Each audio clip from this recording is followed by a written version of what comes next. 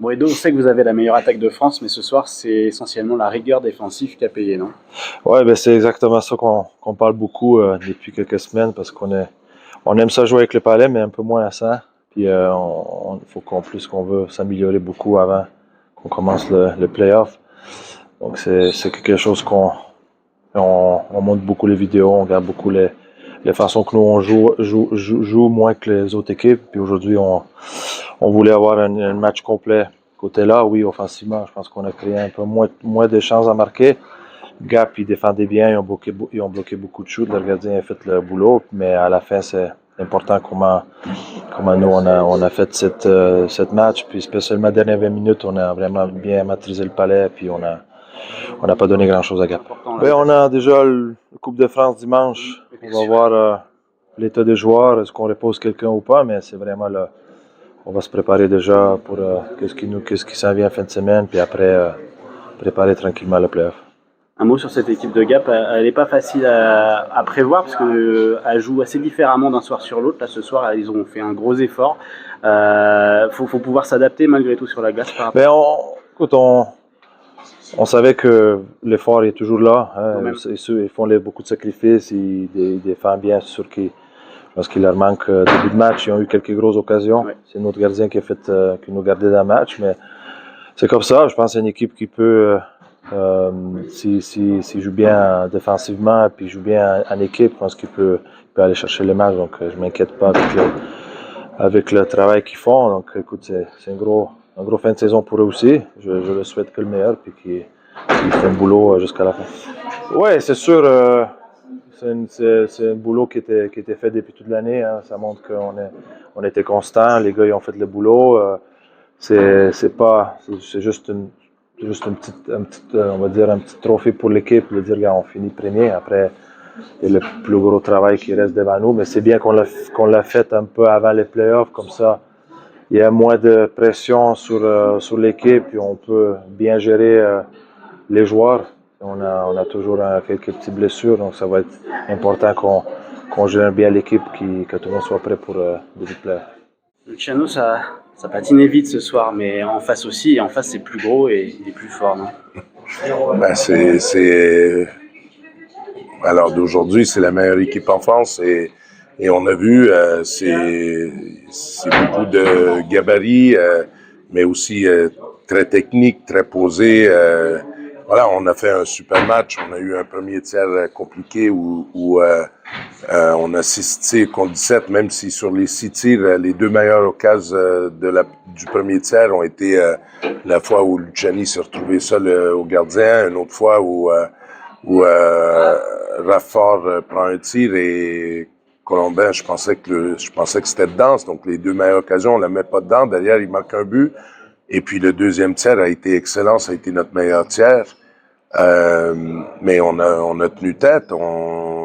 C'est sûr qu'on n'a pas créé peut-être autant qu'on aurait voulu offensivement, surtout sur le power play. Je pense que c'est là le point tournant. Mais c'est une défaite de 1-0 parce que le deuxième but c'est un but casquette, un mauvais bond et le troisième dans la cage déserte. Donc il n'y a pas à rougir. Je pense une défaite de 1-0.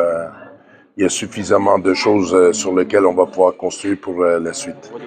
Je sais pas si ça va suffire, mais je sais que Mario vient nous donner un coup de main c'est tout.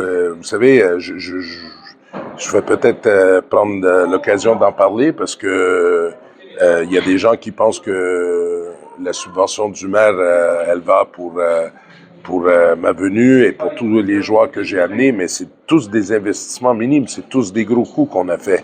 Et Mario aussi, il est venu pour très peu d'argent, il est venu nous rendre service, me rendre service. Il va retourner sur un banc la saison prochaine, ici ou ailleurs, on ne sait pas, mais Mario va revenir sur un banc et il avait envie de venir nous donner un coup de main. Et pour moi, c'est pas une question est-ce que ça va suffire ou non. C'est une question, c'est qu'il va aider.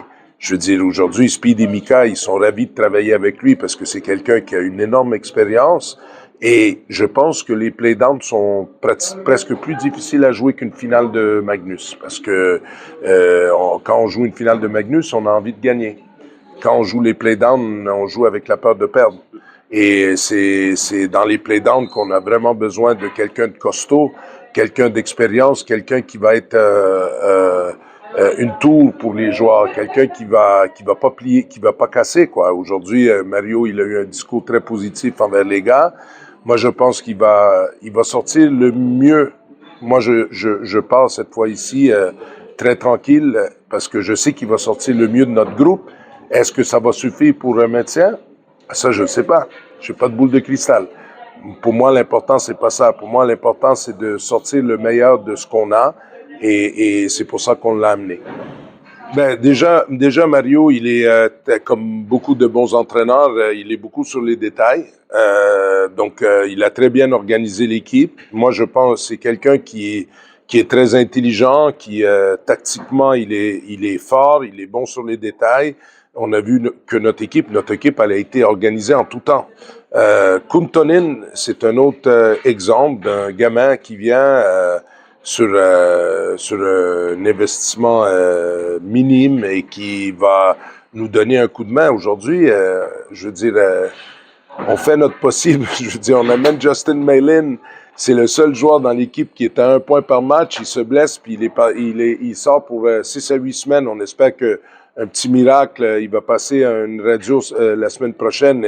Mais normalement, on devrait peut-être le récupérer, peut-être seulement pour les deux derniers matchs de play-down, mais on espère, nous, on a encore espoir de le récupérer. Balint Horvat, on a tout fait pour le mettre en route. Il s'était blessé début décembre. On a fait tout ce qu'il fallait faire. On a pris toutes les précautions. Il embarque sur la glace. Au deuxième tiers, il se refait mal. Pas la même blessure, mais à la même épaule. Donc, c'est une saison très, très compliquée, mais c'est pas grave. C'est des épreuves qu'il faut passer. Aujourd'hui, on sait très bien c'est quoi notre objectif. Kuntonin, lui, il vient nous donner un coup de main sur la 4e ligne. C'est tout ce qu'on lui demande. On l'a signé sur le 31 janvier quand il y avait personne sur le marché. On a signé un gamin qui vient et qui a accepté vraiment un tout petit salaire parce que, en fait, lui, il vient en espérant que il peut nous tomber dans l'œil et qu'on le garde pour le futur projet. Donc, mais il joue sur une 4e ligne et là aujourd'hui on avait que 10 attaquants, hein?